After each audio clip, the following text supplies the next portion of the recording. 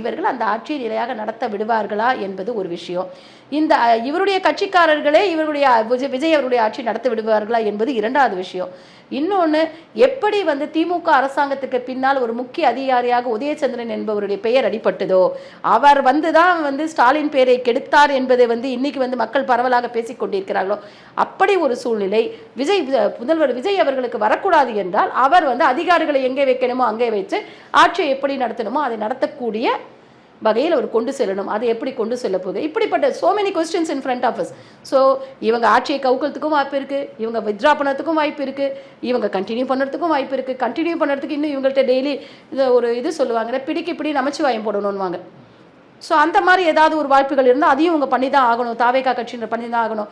இன்னொன்று, தாவேகா கட்சிக்குள்ளேயே இருக்கிற பல்வேறு குழப்பங்களை அவர்கள் எப்படி சமாளிக்க போகிறார்கள் என்பதும் ஒரு $1 மில்லியன் கொஸ்டினாக இருக்குது.